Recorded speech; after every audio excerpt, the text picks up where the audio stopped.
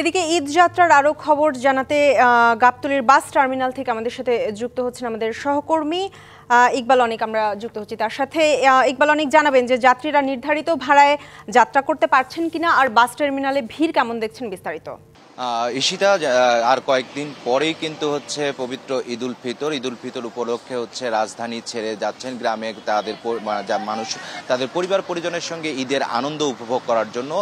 এরই মধ্যে কিন্তু সাপ্তাহিক ছুটি কিন্তু আজকে শেষ অফিস। আজকের পর থেকেই কিন্তু সাধারণ মানুষ যারা রয়েছেন তারা গ্রামের দিকে যাত্রা করবেন। এর আগেও কিন্তু কিছু মানুষ চলে গিয়েছেন এবং এবারের ঈদ যাত্রায় কিন্তু তেমন একটা গাবতলী বাস টার্মিনালে কিন্তু তেমন একটি ভিড় লক্ষ্য করা যাচ্ছে না, কারণ এবার দীর্ঘ ছুটিতে পড়ছে হচ্ছে রাজধানী। সেক্ষেত্রে হচ্ছে দেখা গিয়েছে যে অনেকেই অনেক আগেই কিন্তু চলে গিয়েছেন এবং পর্যায়ক্রমে ভাবে যাচ্ছেন। এবং এই গাবতলী এলাকায় নিরাপত্তা ব্যবস্থাও কিন্তু জোরদার করা হয়েছে। আইন শৃঙ্খলা বাহিনী কিন্তু তৎপর রয়েছে যাতে যাত্রীরা তারা নির্বিঘ্নে বাড়ি যেতে পারেন। আরেকটি বিষয়, এখানে যারা সাধারণ যাত্রী এসেছেন তারা কিন্তু বলছেন যে বাড়তি ভাড়া যে অভিযোগটি থাকে প্রতিবারই, যে আমরা যে অভিযোগটি শুনতে পাই সেটি কিন্তু এবারও আছে।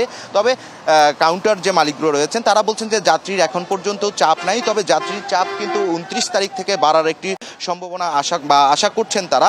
তো এখানে কিন্তু সকালে থেকে আইন শৃঙ্খলা বাহিনীর সদস্যরা কাজ করছেন এবং এখানে কিছুক্ষণ আগে পরিদর্শন করেছেন র্যাব 4-এর সিও। তো তার সঙ্গে আমরা একটু কথা বলবো যে যাত্রীদের সেবায় তারা কি পদক্ষেপ নিচ্ছেন। তো এই যে আসন্ন ঈদকে কেন্দ্র করে গাবতলী বাস টার্মিনাল এলাকায় আপনারা কি পদক্ষেপ নিয়েছেন? কালার এক্সপার্ট, জর্জ স্যাপ এবং মাইল্ড অন হ্যান্ডস টেকনোলজি সমৃদ্ধ অরিক্স ক্রিস্টাল ওয়াশ আপনারা অলরেডি দেখতে পাচ্ছেন যে আমাদের গাবতলী বাস স্ট্যান্ডে একটি র্যাব কন্ট্রোল রুম স্থাপন করা হয়েছে। এছাড়াও আসন্ন ঈদ উল ফিতরকে কেন্দ্র করে আমাদের যে সকল জনবহুল জায়গায় আছে, গাবতলী, আপনার মিরপুর, পল্লবী, আশুলিয়া, বাইপাল, এই সকল স্থানে আমাদের 24টি টহল তাদের পেট্রোল কার্যক্রম পরিচালনা করছে।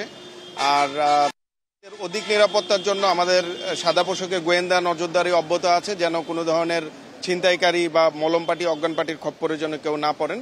তো সবকিছু মিলে আমাদের সার্বিক পরিস্থিতি এখন পর্যন্ত নিয়ন্ত্রণে আছে। আমরা আশা করছি যে যাত্রীরা একটি সুন্দর এবং নিরাপদ ভ্রমণ উপভোগ করতে পারবেন। ধন্যবাদ আপনাকে। তো ঈশিতা, শুনছিলেন যে এখানে যে আইন শৃঙ্খলা বাহিনীর সদস্যরা মোতায়েন রয়েছেন তারা বলছেন যে যাত্রীরা যাতে সাধারণ নির্বিঘ্নে যাতে বাড়ি যেতে পারেন এবং তাদের পরিবার পরিজনের সঙ্গে ঈদের আনন্দ উপভোগ করতে পারেন, সেই বিষয়টি নিশ্চিত করার জন্য তারা কাজ করছেন। আরেকটি বিষয়, যে যেহেতু এবারের ঈদ দীর্ঘ সময় হচ্ছে ছুটি থাকবে, সেক্ষেত্রেও কিন্তু তারা নিরাপত্তার জন্য কার্যক্রম তাদের অব্যাহত রাখবেন। ঈশিতা, এই ছিল আমার কাছে গাবতলী বাস টার্মিনাল এলাকা থেকে সবশেষ অবস্থা। ইকবাল অনিক, আপনাকে ধন্যবাদ।